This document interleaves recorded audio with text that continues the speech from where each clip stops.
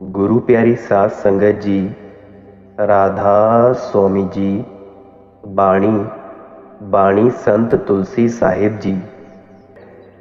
दिल का हुजरा साफ कर जाना के आने के लिए, ध्यान गैरों का उठा उसके बिठाने के लिए। यह तुलसी साहिब जी की वाणी है। तुलसी साहिब उत्तर प्रदेश के अंदर दक्षिणी बाबा के नाम से बड़े मशहूर महात्मा हुए हैं। आप जी ने जो कुछ कहा है बड़ी दिलेरी और निडरता के साथ कहा है। आपका संबंध पूना और सतारा के राज परिवार के साथ था। छोटी उम्र से ही मालिक की भक्ति की ओर आपका बहुत झुकाव था। आपके पिता भी मालिक के भक्त थे। उनका विचार था कि पुत्र को राज्य का काम सौंपकर कहीं एकांत में बैठकर मालिक की भक्ति की जाए। लेकिन जब आपको तुलसी साहिब जी को पता चला तो आप जी छोटी उम्र में ही पिता से छिपकर घर से निकल गए और उत्तर प्रदेश में बस गए।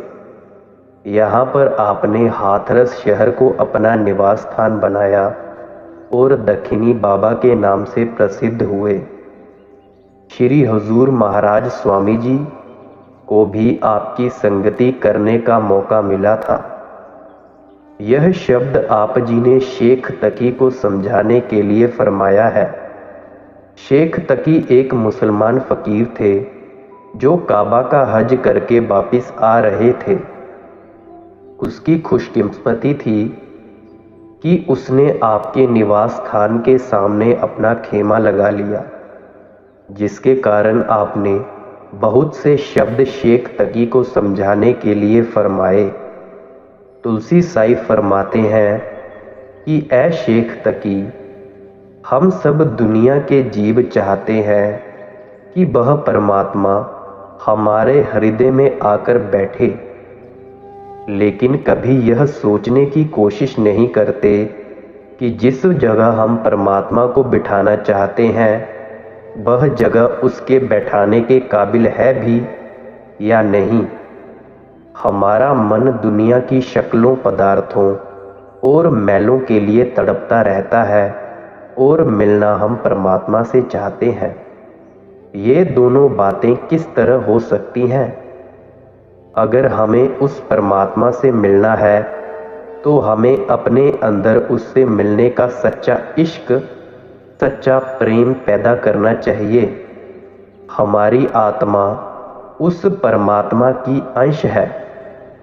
हम उस सतनाम स्वरूपी समुद्र के कतरे हैं, लेकिन मालिक से बिछुड़कर इस माया के जाल में 84 के जेल खाने में फंसे हुए हैं। जब तक हमारी आत्मा वापस जाकर उस परमात्मा से नहीं मिलती, इसका देह के बंधनों से 84 लाख योनियों से कभी किसी हालत में छुटकारा नहीं हो सकता। हमारी आत्मा का उस परमात्मा के साथ इश्क, प्यार, विरह और तड़प का रिश्ता है। जब तक हमारे अंदर मालिक से मिलने का सच्चा इश्क, सच्चा प्रेम और प्यार नहीं है, तब तक हम उसकी भक्ति कैसे कर सकते हैं? उसके साथ मिलाप किस प्रकार कर सकते हैं? जब तक हमारा मन किसी चीज की कमी महसूस नहीं करता, तब तक उसे हासिल करने के लिए मन कुर्बानियां देने के लिए कैसे तैयार हो सकता है? हमारा हृदय तो दुनिया की शक्लों और पदार्थों के लिए तड़पता और भटकता है और मिलना चाहते हैं हम मालिक से। ये दोनों बातें कैसे हो सकती हैं? इसीलिए ऐ शेख तकी, अगर तू परमात्मा से मिलना चाहता है तो सबसे पहले अपना हृदय शुद्ध कर, निर्मल कर और अपने अंदर मालिक से मिलने का सच्चा इश्क पैदा कर, सच्चा प्रेम और सच्चा प्यार पैदा कर। आगे तुलसी साहिब जी फरमाते हैं, ध्यान गैरों का उठा उसके बिठाने के लिए। किसके? उसके। यहाँ जो उसके शब्द प्रकट हुआ है ये मालिक के लिए प्रकट हुआ है। गुरु प्यारी साध संगत जी, हमारा मन दुनिया की शक्लों और दुनिया के पदार्थों के पीछे दिन रात भटकता फिरता है और इन्हीं के ध्यान में, इन्हीं के मोह या प्यार में उलझा हुआ है। हमारा मन कभी निचला नहीं बैठता, किसी न किसी चीज की सोच विचार या ध्यान में फंसा ही रहता है। अब आप यहाँ सत्संग की वीडियो देख रहे हो तो आपका ध्यान कभी बाल बच्चों में आ रहा है, कभी घर के कारोबार में, तो कभी कौमों, मजहबों और मुल्कों के झगड़ों का ख्याल आ रहा होगा। जिन जिन चीज़ों का हम दिन रात सिमरन करते रहते हैं उनकी शक्लें भी हमारी आंखों के सामने फिरना शुरू कर देती हैं।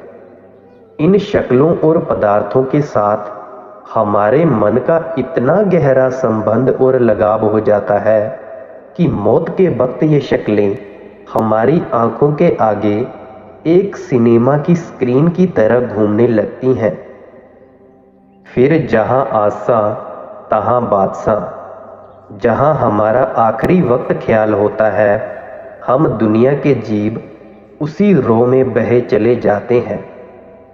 यह दुनियावी रिश्तों का सिमरन है, उनका ध्यान और उनका मोह है जो हम सबको बार बार 84 के जेल खाने में खींच लेता है।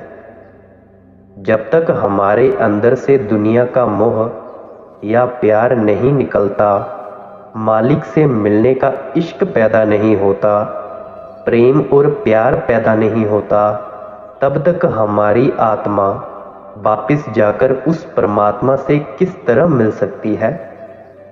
दुनिया की नाशवान और फना चीज़ों का सिमरन करके, इनका ध्यान करके हम दुनिया की शक्लों और पदार्थों के प्यार या मोह में उलझे बैठे हैं। महात्मा समझाते रहते हैं, पानी की मारी हुई खेत पानी से ही हरी होती है। इसका यह भाव है कि सिमरन को सिमरन काटता है, ध्यान को ध्यान काटता है। हमें किसका सिमरन और ध्यान करना है? उस चीज का जो कभी नाश नहीं होती, कभी फना नहीं होती। वह क्या है?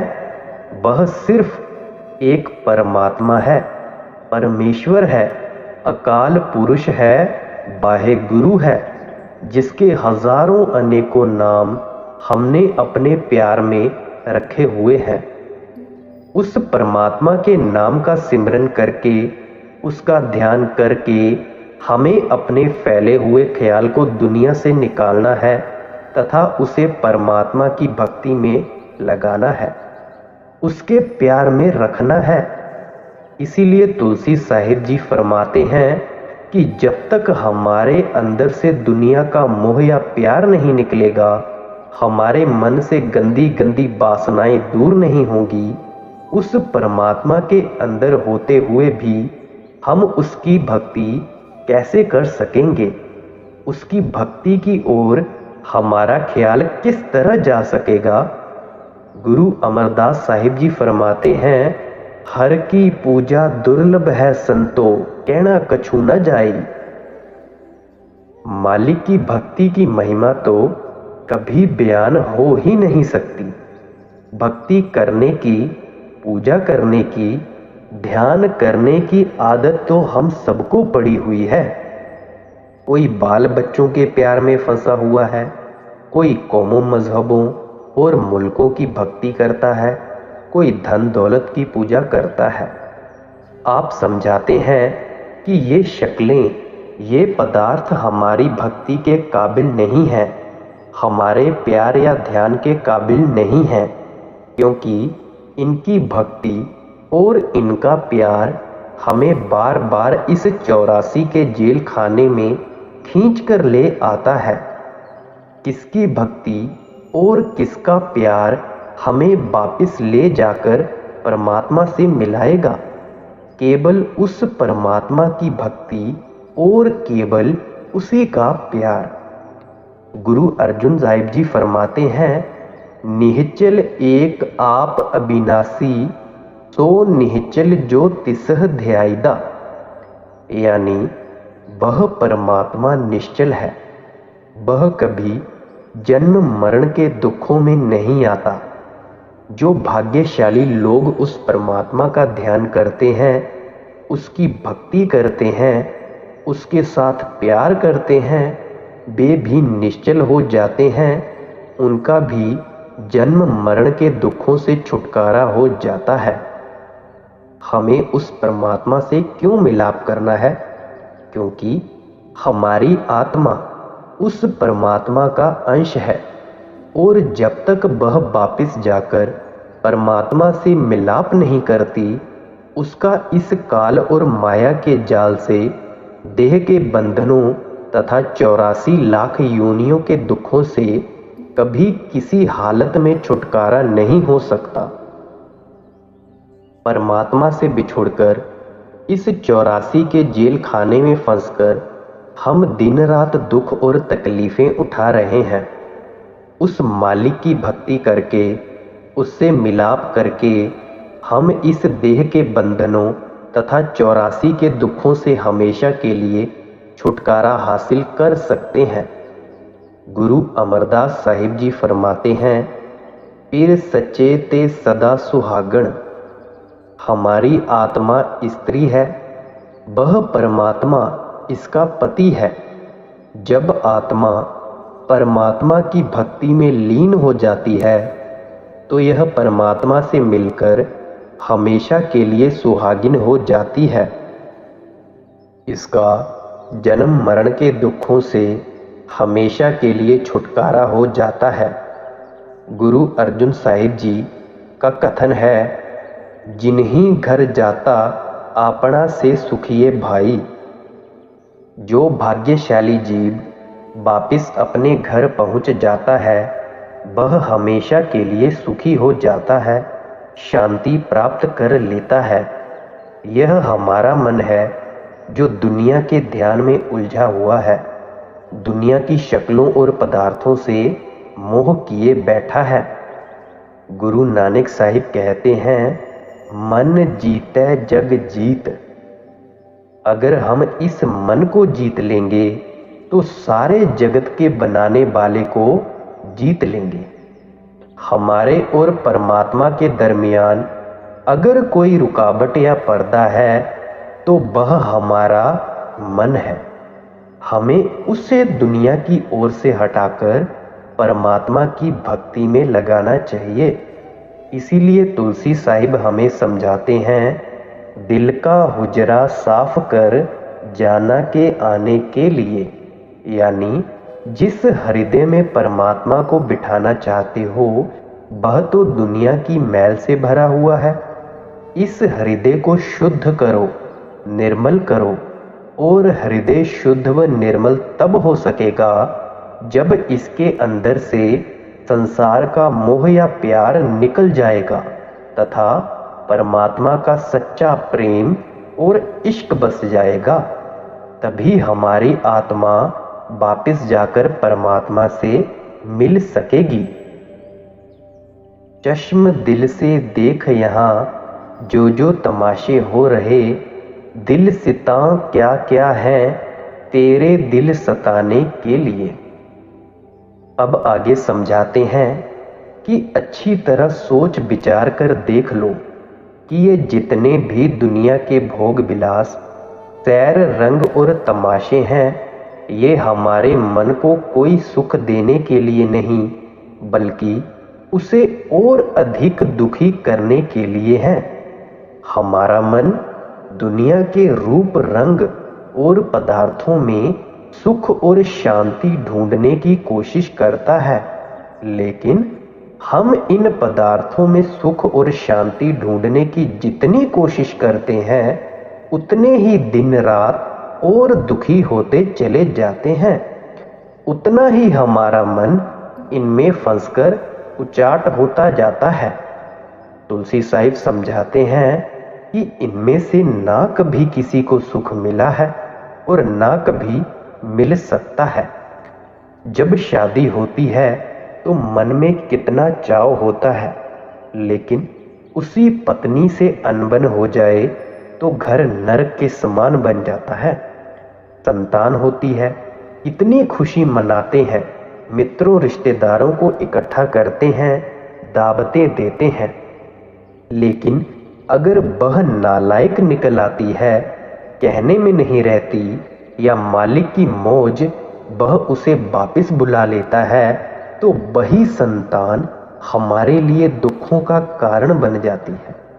इसी प्रकार खाने पीने और भोग विलास के पदार्थों की ओर हमारा ख्याल जाता है, लेकिन जब उनका हिसाब देना पड़ता है और देह पर बीमारियां आती हैं, तब पता चलता है कि वे सुख के साधन हैं या दुख के। इसी तरह हम सोचते हैं कि वे लोग बड़े सुख और शांति में होंगे जिनके हाथों में हुकूमत की बागडोर है, जिनको हम दिन रात सिर आंखों पर लिए जुलूस निकालते हैं। लेकिन अगर इतिहास पढ़कर देखो तो पता चलता है कि रातों रात हुकूमत के तख्ते पलट जाते हैं, और जिनका दुनिया जुलूस निकालती है उन्हें जेल खानों में डाल दिया जाता है, फांसी के तख्तों पर लटका दिया जाता है, गोलियों का शिकार बना दिया जाता है। जिस मान बढ़ाई को हम सुख का कारण समझे बैठे थे, वही मान बढ़ाई हमारे लिए दुख का कारण बन जाती है। फिर ख्याल आता है कि शायद धन दौलत में सुख और शांति मिलती होगी, लेकिन अच्छी तरह विचार करके देखें, उसे कमाने के लिए हमें कितने कष्ट उठाने पड़ते हैं, कितनी कीमती असूलों को कुर्बान करना पड़ता है, और किस प्रकार सेहत का नाश करना पड़ता है, और फिर उसके संभालने में कौन सा सुख मिलता है। इनकम टैक्स, सेल टैक्स की चिंता लगी रहती है, चोरों डाकुओं का डर लगा रहता है, या किसी के मुकर जाने की फिक्र लगी रहती है। और जब वह दौलत जाती है, अच्छी तरह मुसीबतों में फंसाकर जाती है, या तो मुकदमों में खर्चों के निकल जाती है या डॉक्टरों की फीसों में। उसे कमाने में इतनी मुसीबतें भी उठाई और जाती भी रही, और उसके जाने पर दुख और मुसीबतें अलग भुगतनी पड़ी। इसीलिए तुलसी साहिब हमें समझाते हैं कि इस दुनिया की सैर रंग व तमाशों को देखकर ना भूलो, इनमें कभी किसी को सुख नहीं मिला और शांति प्राप्त नहीं हुई। अगर कहीं सुख है, शांति है, तो वह सिर्फ परमात्मा की भक्ति में है, उसके प्यार में है। मैंने कई बार उदाहरण दिया है कि एक बच्चा अपने पिताजी की उंगली पकड़कर नुमाइश में जाता है। उसे नुमाइश की हर एक चीज अच्छी और सुंदर मालूम देती है। कहीं खिलौनों की दुकानें हैं, तो कहीं मिठाइयों की, और कहीं बिजलियां, झालरें आदि सजी हुई हैं। बच्चा समझता है कि उसे खुशी नुमाइश की इन चीजों से मिल रही है। अगर गलती से भी वह पिता की अंगुली छोड़ देता है, तो नुमाइश का सामान वहां होते हुए भी वह रोना और चिल्लाना शुरू कर देता है। तब उसे पता चलता है कि यह खुशी उसे तब तक ही मिल रही थी जब तक उसने अपने पिता की अंगुली पकड़ी हुई थी। हमारा पिता कौन है? वह परमात्मा है, अकाल पुरुष है, वाहे गुरु है। जब तक हमारा ख्याल, हमारी लिव उसकी भक्ति और प्यार में है, हमें यार दोस्तों, रिश्तेदारों तथा दुनिया में भी 4 दिन सुख और शांति के मिलते रहते हैं। लेकिन जब हम परमात्मा को भुला देते हैं, तो ये सब भी हमारे लिए यमरूप हो जाते हैं और इनसे भी हमें दुख और मुसीबतें नजर आनी शुरू हो जाती हैं। इसीलिए तुलसी साहिब हमें चेतावनी देते हैं कि दुनिया और इसके पदार्थों में आज तक ना तो किसी को सुख शांति मिली है और ना मिल सकती है। सुख और शांति केवल परमात्मा की भक्ति और प्यार में है। गुरु नानक साहिब फरमाते हैं, शब्द सूरत सुख उपजै, प्रभ रातो सुख सार। जब हम सूरत शब्द का अभ्यास करेंगे तो मालिक की भक्ति और प्रेम में रंग जाएंगे, लीन हो जाएंगे। तब कहीं जाकर हमें सुख की सांस आएगी। जब तक हम सूरत शब्द के अभ्यास के द्वारा परमात्मा के प्रेम में रंग नहीं जाते, तब तक दुनिया की शक्लें और पदार्थों में सुख और शांति प्राप्त करने का सवाल ही पैदा नहीं होता। कहा जाता है, ना सुख बिच गृहस्थ दे, ना सुख छड़ गया, सुख है बिच विचार दे, संता शरण पिया। यानी ना किसी को कभी बाल बच्चों में सुख मिला है और ना इनसे घबराकर जंगलों पहाड़ों में जाकर सुख मिला है। सुख तो गुरुमुखों की शरण में जाकर नाम की कमाई करने में है, शब्द का अभ्यास करने में है। इसीलिए जब तक हम शरीर में बैठकर शब्द या नाम की खोज नहीं करते, तब तक हम सुख और शांति कैसे प्राप्त कर सकते हैं। आंखों के नीचे नीचे केवल इंद्रियों के भोग हैं, विषय विकारों, शराबों कबाबों की लज्जतें हैं।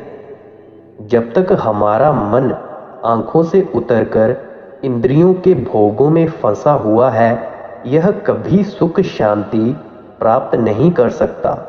जब सिमरन और ध्यान के द्वारा यह इंद्रियों के भोगों की ओर से हटकर अंदर शब्द की लज्जत में लीन हो जाता है, नाम का रस लेने लग जाता है, तब यह सुख और शांति प्राप्त कर सकता है।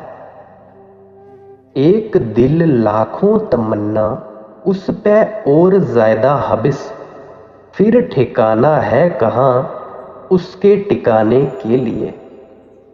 आप समझाते हैं कि दिल तो एक है और तमन्नाएं, इच्छाएं और तृष्णाएं लाखों हैं, बेपूरी होती नहीं।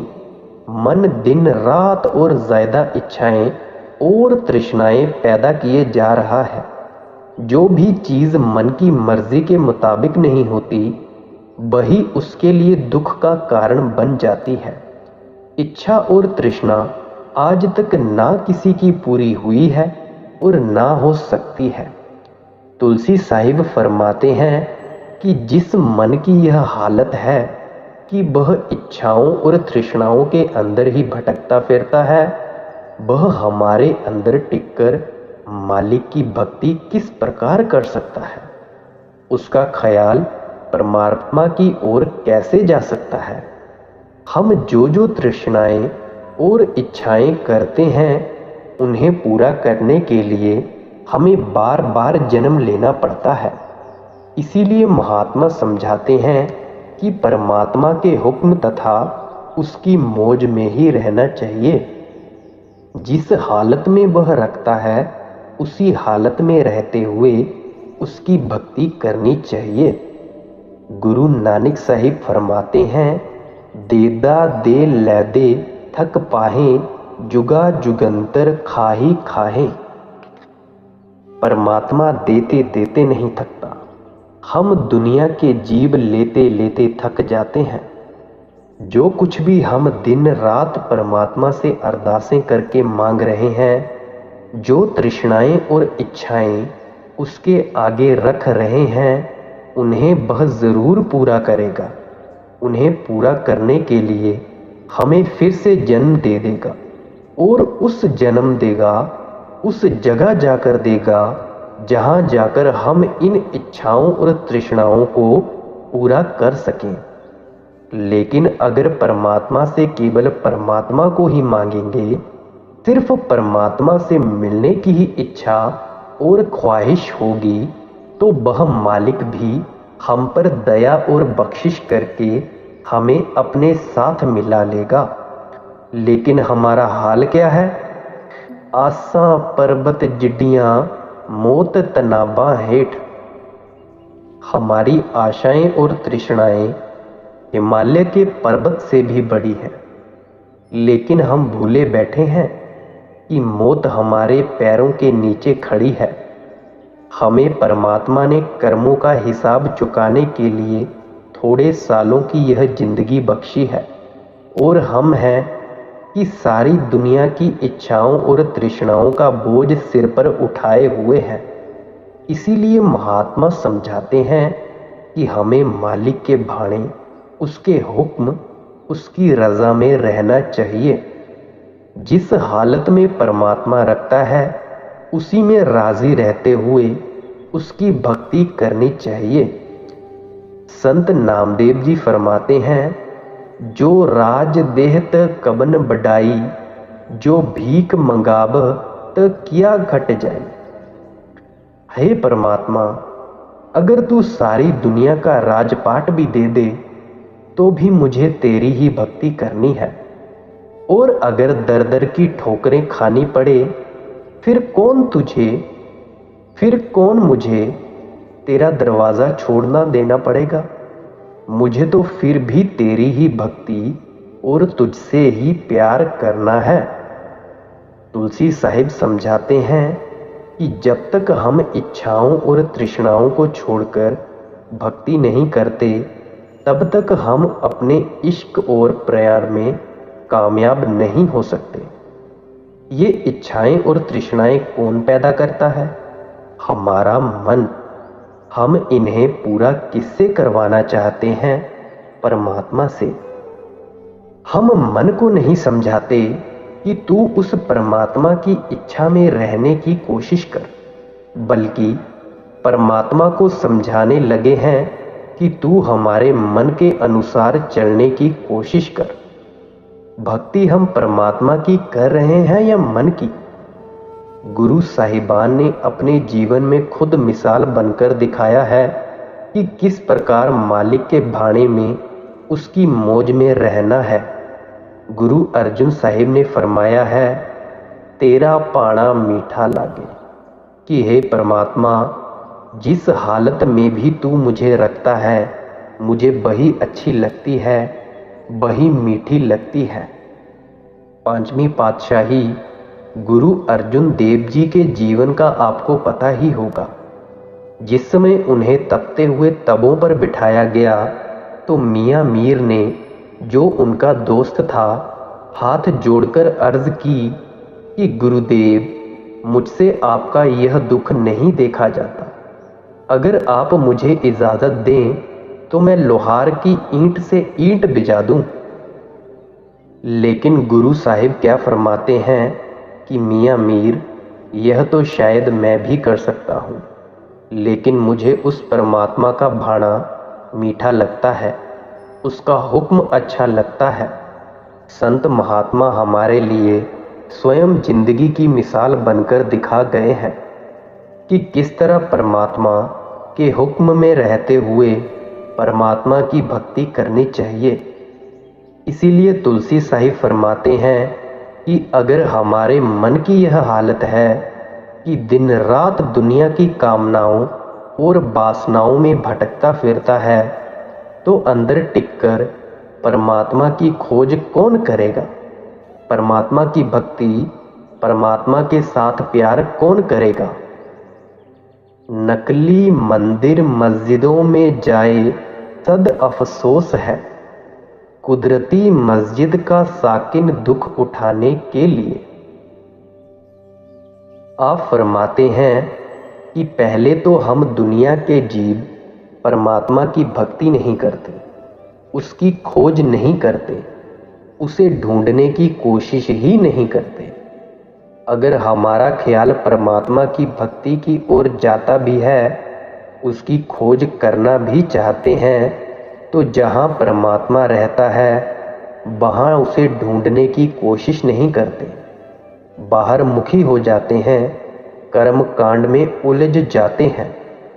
जिस जगह परमात्मा बसता है वह हमारा शरीर है, हमारी देह या वजूद है। यह वह प्रयोगशाला है, लेबोरेटरी है, जिसमें जाकर हम परमात्मा से मिलने की खोज कर सकते हैं। गुरु अमरदास जी फरमाते हैं, गुरमुख होबै सो काइया खोजै, होर सब भरम भुलाई। जो गुरमुख हैं, मालिक के भक्त और प्यारे हैं। वे देह या शरीर के अंदर जाकर उसकी खोज में लगे हुए हैं। बाकी सब दुनिया के जीव भ्रमों में फंसकर यही भूल रहे हैं। गुरु अमरदास जी समझाते हैं, इस गुफा मह अखुट भंडारा, तिस विच वसै हर अलख अपारा। हमारा यह शरीर केवल हाड़ चाम और मांस का ही बना हुआ नहीं है, 5-6 फुट लंबा मिट्टी का पुतला ही नहीं है।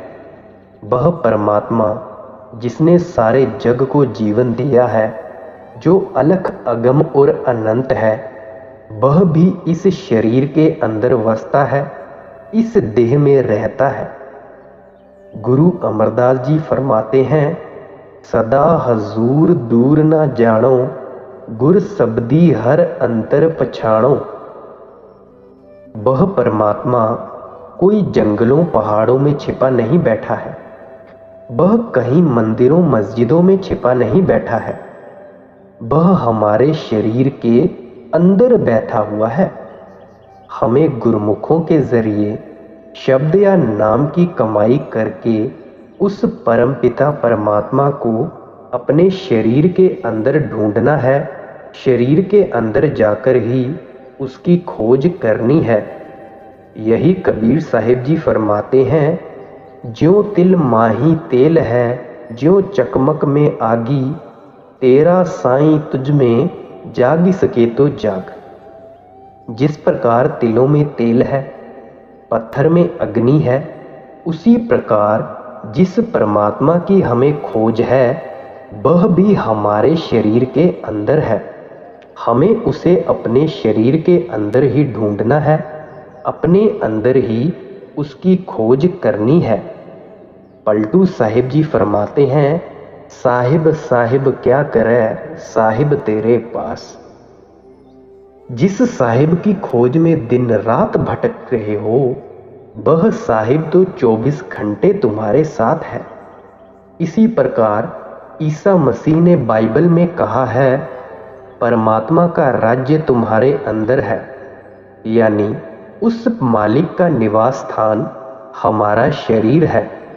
अगर कोई सच्चे से सच्चा गुरुद्वारा है, सच्चा मंदिर और सच्ची मस्जिद है, अगर परमात्मा के रहने की कोई जगह है, तो तुलसी साहिब फरमाते हैं, वह केवल हमारा शरीर है, हमारी देह या हमारा वजूद है। ऋषि मुनियों ने हमारे शरीर को नर नारायणी देह कहकर समझाने की कोशिश की है। वह देह जिसे उस नारायण ने पैदा किया है, जिसके अंदर नारायण खुद बैठा हुआ है और जिसके अंदर जाकर ही हमारी आत्मा उस परमात्मा, उस नारायण की भक्ति करके उसका रूप बन सकती है। गुरु अमरदास जी फरमाते हैं, हर मंदिर एह शरीर है, ज्ञान रतन प्रगट होए। हम हरि मंदिर किसे कहते हैं? जहां हरि वसता हो, परमात्मा वसता हो। इसीलिए आप समझाते हैं कि मालिक के रहने का जो असली मंदिर है, वह हमारा शरीर है, क्योंकि शरीर के अंदर जाकर ही हम उस परमात्मा से मिलने का ज्ञान हासिल कर सकते हैं।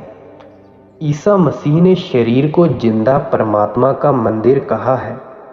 वह मंदिर जिसमें जिंदा परमात्मा का निवास है। इसीलिए तुलसी साहिब आगे फरमाते हैं, नकली मंदिर मस्जिदों में जाए सद अफसोस है।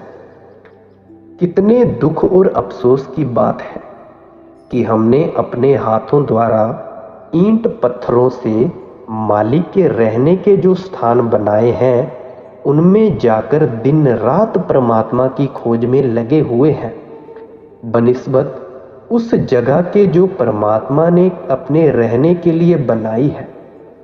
हम उस कुदरती मस्जिद, कुदरती मंदिर को दुखों और मुसीबतों में फंसाए बैठे हैं। जो स्थान हम उस मालिक के रहने के लिए बनाते हैं, उन्हें कितना साफ रखते हैं, कितनी धूप बत्ती जलाते हैं, उनमें जाकर कोई बुरा या खोटा कर्म नहीं करते, ऊंची आवाज में बोलते तक नहीं, क्योंकि मालिक के रहने के स्थान हमने बनाए हैं। लेकिन परमात्मा ने जो जगह अपने लिए, अपने रहने के लिए खुद बनाई है, उसमें गंदगी ही गंदगी भरे जा रहे हैं। कुछ लोग खोटे कर्म किए जा रहे हैं, कुछ लोग अपने शरीर को मांस मछली मदिरा खा खाकर कब्रिस्तान बना रहे हैं। अपनी बनाई हुई चीज की कद्र करते हैं, परमात्मा की बनाई हुई चीज की कद्र नहीं करते। तुलसी साहिब हमारी आंखें खोलते हैं, ये जो बाहर के मंदिर हैं ये नकली हैं, असली मंदिर हमारा शरीर है। हमें उस परमात्मा की खोज अपने शरीर में जाकर करनी है। इस शरीर रूपी मंदिर या मस्जिद के अंदर जाकर परमात्मा को किस तरह ढूंढना है, इसका इशारा आगे करते हैं। कुदरती काबे की तू मेहराब में सुन गौर से, आ रही धुर से सदा तेरे बुलाने के लिए। आप समझाते हैं कि ऐ शेख तकी, काबे जाकर हज करने से तू मुक्ति प्राप्त नहीं कर सकता। यह शरीर ही तेरा काबा है, इसके अंदर जाकर मालिक से मिलने का हज कर, तब कहीं तू मुक्ति हासिल कर सकेगा। हमारा रूहानी सफ़र पैरों के तलबों से लेकर सिर की चोटी तक है।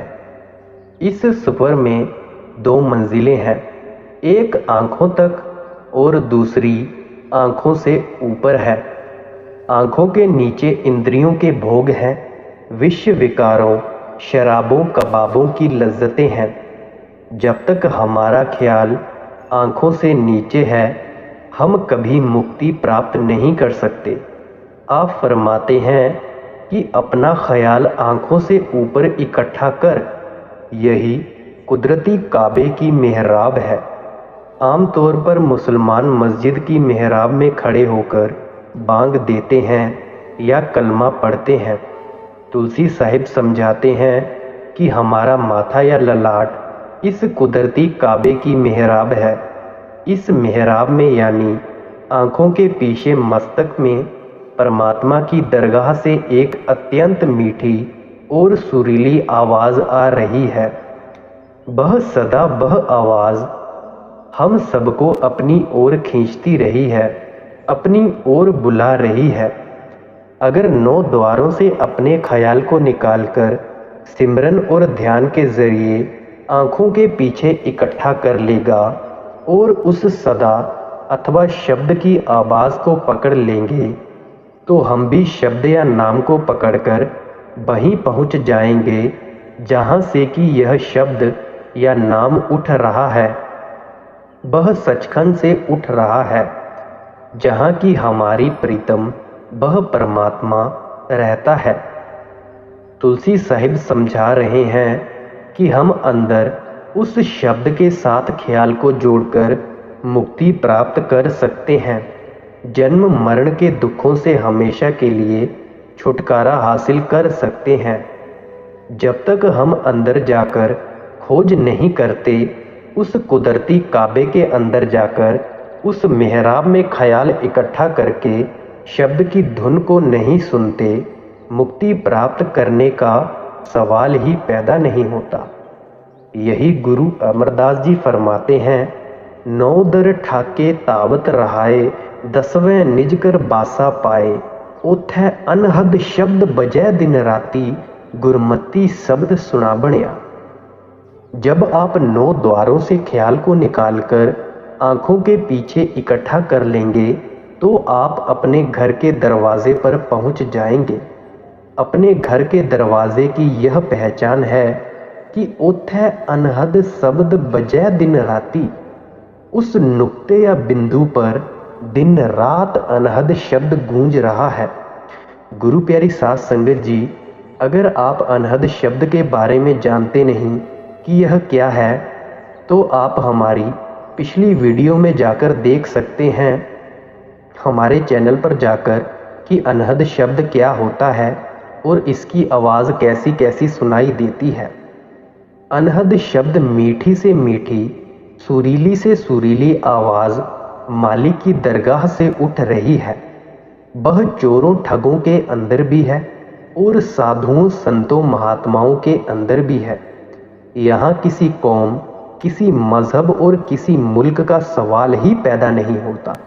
जो खुशकिस्मत भाग्यशाली इंसान अपने ख्याल को आंखों के पीछे इकट्ठा करता है, वह अपने घर के रास्ते पर चलना शुरू कर देता है। इस रास्ते पर चलकर वह वापिस अपने घर पहुंच जाता है। इसी को पलटू साहिब उल्टा कुआं कहकर समझाते हैं। उल्टा कूबा गगन में तिसमें जरे चिराग। आप समझाते हैं कि जब हम अपने ख्याल को 9 द्वारों में से निकालकर इस उल्टे कुएं में एकाग्र करेंगे तो हमें अपने अंदर एक ज्योति जलती दिखाई देगी, एक चिराग जलता नजर आएगा। आगे फरमाते हैं, 6 ऋतु 12 मास रहत जरते दिन राती। वह ज्योति जो हमारे अंदर जल रही है, ना उसे बाती की जरूरत है ना तेल की। साल में 6 ऋतुएं होती हैं, 12 महीने होते हैं, दिन रात होते हैं। मतलब यह कि हमेशा के लिए वह ज्योति हरेक के अंदर जल रही है।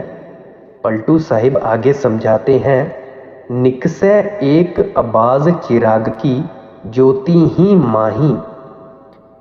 जब हम उस ज्योति के दर्शन करना शुरू कर देंगे तो हमें पता चलेगा कि उस ज्योति के अंदर से एक अत्यंत मीठी और सुरीली आवाज़ आ रही है।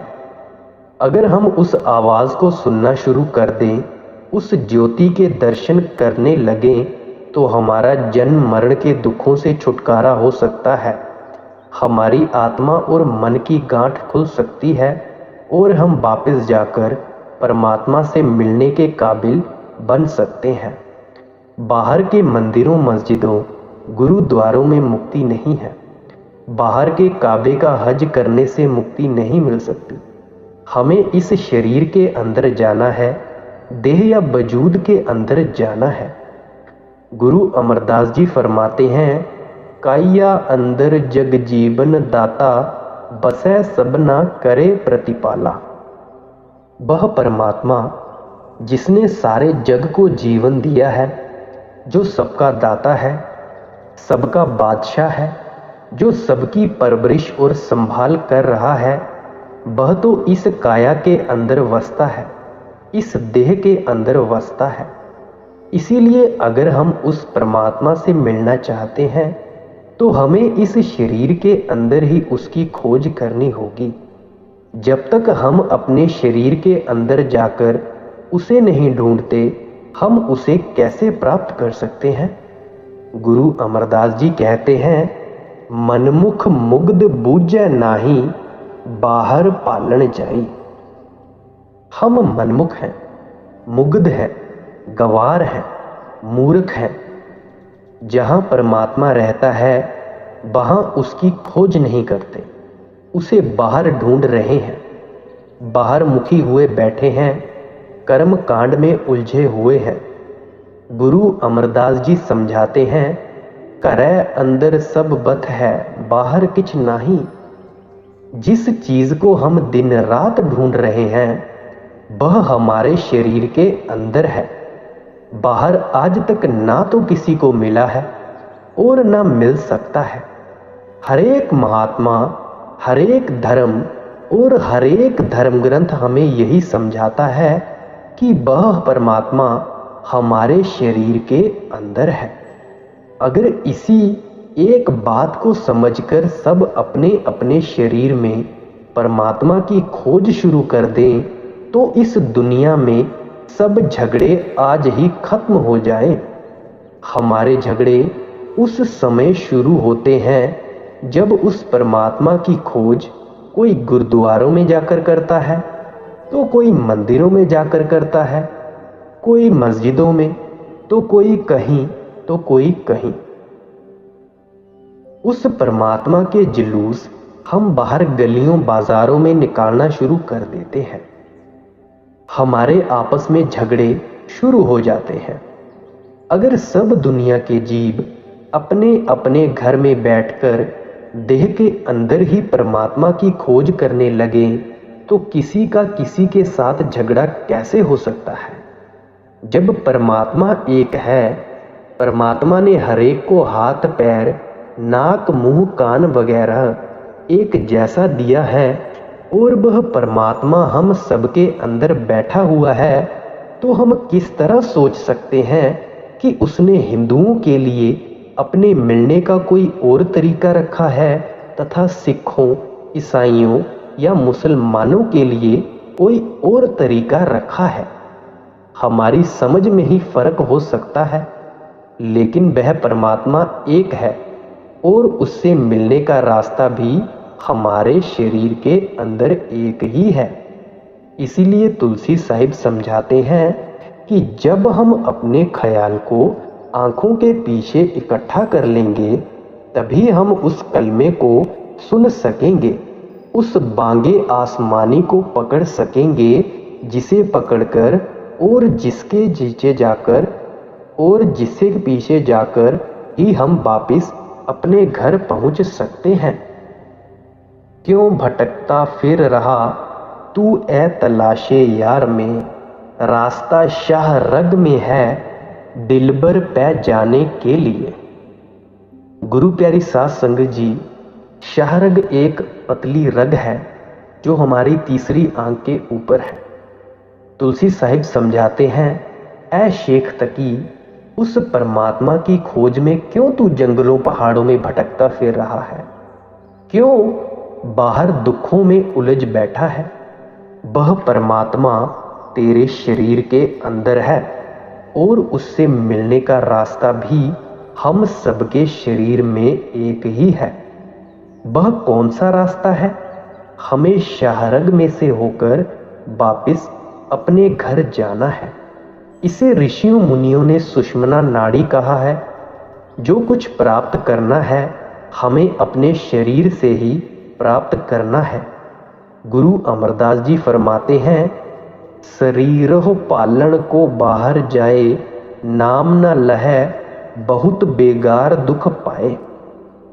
जो लोग उस नाम रूपी वस्तु को या परमात्मा को अपने शरीर से बाहर ढूंढने में लगे हुए हैं, वे अपने कीमती वक्त को बेगारियों की तरह बर्बाद कर रहे हैं। इसीलिए हमें अपने शरीर के अंदर ही परमात्मा की खोज करनी है। लेकिन वह कौन है जो हमें अंदर जाकर उस परमात्मा की खोज करने नहीं देता? गुरु रामदास जी बरवाते हैं, घर रतन लाल बहु माणक, लादे मन प्रमिया लह ना सकाइए। हमारे शरीर रूपी घर में परमात्मा ने नाम के अनगिनत खजाने रखे हैं, लेकिन हमारा मन बाहर के भ्रमों में फंसा हुआ है। जब तक वह शरीर के अंदर जाकर खोज नहीं करता, हम उस दौलत को कैसे प्राप्त कर सकते हैं? कौन से भ्रमों में फंसे हुए हैं? कोई तीर्थ पर जाकर सरोवरों में स्नान करने को मुक्ति का साधन समझे बैठा है, तो कोई तीर्थों की यात्रा की ओर, कोई जप तप करके मुक्ति के उपाय समझे बैठा है। हम दुनिया के जीव दिन रात बाहर मुखी होते चले आ रहे हैं। तीसरी पातशाही गुरु अमरदास जी की वाणी है, पूजा करे सब लोग संतो, मनमुख थाए ना पाई। उस परमात्मा की भक्ति तो दुनिया के सब जीव अपनी अपनी अक्ल के मुताबिक करते हैं, लेकिन हम दुनिया के जीव मन के अधीन होकर भक्ति करते हैं। और जो भक्ति हम मन के अधीन होकर करते हैं, वह भक्ति हमें अपने ठिकाने या मंजिल तक पहुंचने नहीं देती, क्योंकि मन हमें बाहरमुखी करके कर्म कांड में उलझा देता है। कौन सी भक्ति हमें अपने मंजिले तक पहुंचाएगी। शब्द मरै मन निर्मल संतो, यह पूजा थाए पाई। शब्द के अभ्यास के द्वारा, नाम की कमाई के द्वारा मन को निर्मल और पवित्र करना ही परमात्मा की असली भक्ति है। और यही भक्ति हम सबको वापस अपने ठिकाने पहुंच जाएगी। गुरु अमरदास जी आगे फरमाते हैं, पूजा करह पर बिद नहीं, जानह दूजा भाई मल लाई। लोग भक्ति तो करते हैं पर भक्ति करने का असली तरीका नहीं जानते। असली रास्ते को छोड़कर दूसरे रास्ते पर चलकर पापों के बोझ को और भी अधिक बढ़ा लेते हैं। इसीलिए तुलसी साहिब समझाते हैं कि क्यों जंगलों पहाड़ों में मारे मारे फिर रहे हो, क्यों मंदिरों मस्जिदों गुरुद्वारों में ढूंढ रहे हो। वह परमात्मा तो शरीर के अंदर है। हमें अपने शरीर के अंदर जाना चाहिए, अपनी देह या वजूद में जाकर उस परमात्मा की खोज करनी चाहिए। मुर्शिदे कामिल से मिल सिदक और सबूरी से तकी, जो तुझे देगा फहम शाहरग के पाने के लिए। आप समझाते हैं कि यह तो ठीक है कि परमात्मा हमारे हरेक के शरीर और देह के अंदर है, लेकिन हम अपनी अक्ल के द्वारा शरीर के अंदर जाकर उसकी खोज नहीं कर सकते, कभी उस परमात्मा को नहीं ढूंढ सकते।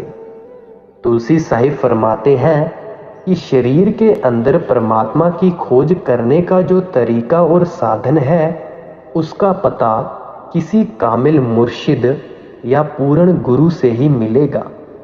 जब तक ऐसे कामिल मुर्शिद को ढूंढकर सिदक और सबूरी यानी सच्चाई और धैर्य के साथ उस पर भरोसा और विश्वास रखकर अपने शरीर के अंदर जाकर खोज करना शुरू करेंगे, तब हम अपनी खोज या तलाश में सफल हो सकेंगे।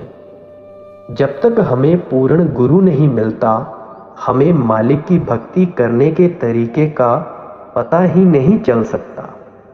गुरु अमरदास जी फरमाते हैं, संतो गुरमुख पूरा पाई, नामो पूज कराई। अगर कोई पूरा गुरुमुख मिल जाए, मुर्शिद मिल जाए, वह हमें नाम के अभ्यास का तरीका बता दे और हम उस रास्ते पर चलना शुरू कर दें, तो हम वापस जाकर परमात्मा से मिल सकते हैं। गुरु अमरदास जी फरमाते हैं, सच्चा शब्द सची पत होई, बिन नावै मुक्त न पावै कोई, बिन सतगुरु को नाऊ न पाए, प्रभ ऐसी बनत बनाई है। सच्चे शब्द की कमाई करके ही हम सच्ची इज्जत प्राप्त कर सकेंगे। उस सच्चे शब्द या सच्चे नाम के अभ्यास के सिवाय मालिक की भक्ति का कोई और तरीका ही नहीं है। और गुरमुख अथवा कामिल मुर्शिद के बिना सच्चे नाम या सच्चे शब्द की समझ कभी नहीं आती। गुरमुख की संगति इसलिए जरूरी है कि परमात्मा ने अपने मिलने के लिए यही कुदरती कानून बनाया है। जब तक हम इस रास्ते पर नहीं चलते, हम अपने मकसद में कामयाब कैसे हो सकते हैं। जितने भी हमारे मजहब हैं, इनके रीति रिवाज अलग अलग हैं, लेकिन जो रूहानियत, असलियत, हकीकत है, वह हर एक मजहब की तह में एक ही है। अगर हम खुले दिल से किसी की परमात्मा की वाणी, किसी भी महात्मा की वाणी की खोज करें, तो हम देखेंगे कि हर एक महात्मा हमें उसी नुक्ते पर ले जाता है कि परमात्मा एक है, वह हमारे सबके अंदर है और गुरुमुखों के बिना हमें अंदर कभी नहीं मिलता, कुछ भी पता नहीं चलता। उनके बताए हुए उपदेश पर चलकर ही हम अपने अंदर उस सच्चे शब्द के साथ ख्याल जोड़ सकते हैं। लेकिन गुरुमुख किसे कहते हैं? गुरु अमरदास जी फरमाते हैं, गुरुमुख आप पछाणे संतो, राम नाम लिब लाई। गुरुमुख वे सज्जन हैं जो राम नाम के साथ प्यार करके अपने आप को पहचानने के काबिल बन जाते हैं। गुरु नानक साहिब ने समझाया है कि राम नाम से उनका मतलब उस ताकत से है जिसने सारी दुनिया की रचना की है, जिसके आधार पर सब खंड ब्रह्मांड खड़े हैं, जो ताकत हम सबके अंदर रमी हुई है।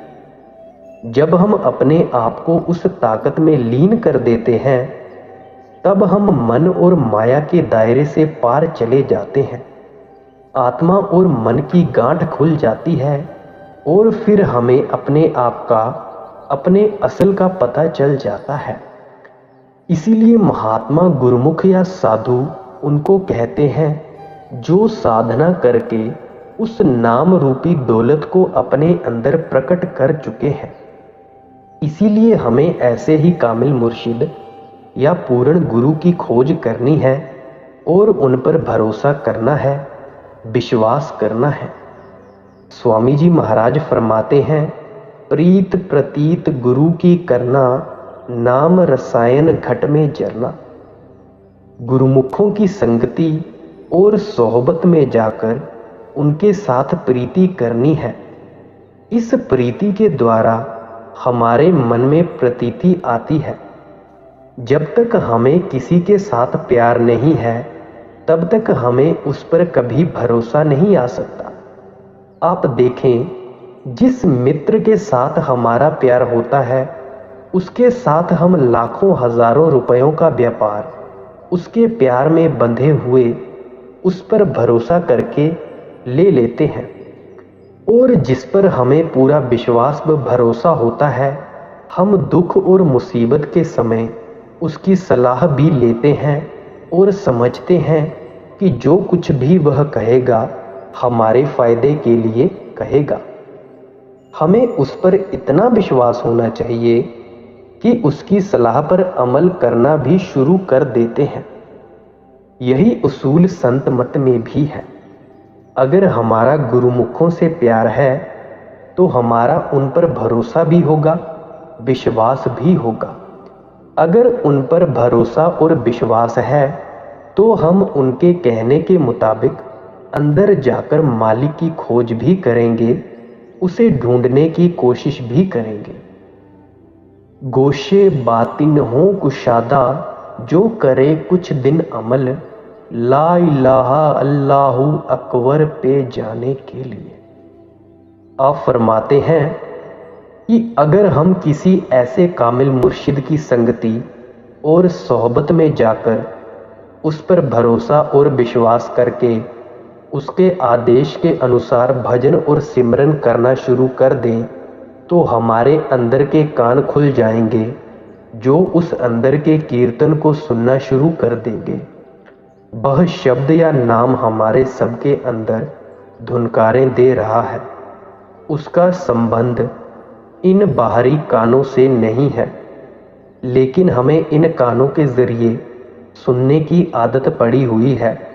इसीलिए शुरू शुरू में ऐसा मालूम होता है कि वह शब्द इन कानों में गूंज रहा है। जब सिमरन और ध्यान के द्वारा हमारा ख्याल आंखों के पीछे टिकने लगता है तो हमें अपने आप पता चल जाता है कि शब्द माथे के दरमियान दिन रात धुनकारें दे रहा है और उसका इन कानों के साथ कोई संबंध नहीं है। तुलसी साहिब फरमाते हैं कि अगर हम गुरुमुखों के आदेश के अनुसार अभ्यास करना शुरू कर देंगे तो हमारे अंदर के कान खुल जाएंगे और वे उस अंदर के शब्द, कलमे या बांगे आसमानी को सुनना शुरू कर देंगे और उस शब्द या नाम को पकड़कर हम अल्लाहु अकबर यानी पहली मंजिल सहस्रदल कमल तक पहुंच जाएंगे। महात्मा समझाते हैं कि हमारे अंदर 5 मंजिलें हैं और 5 ही धुनें, नौबतें या शब्द दिन रात गूंज रहे हैं। हमें मंजिल दर मंजिल, शब्द दर शब्द वापिस अपने आखिरी मुकाम धुर धाम पर पहुंचना है, जहां की वह परमात्मा रहता है।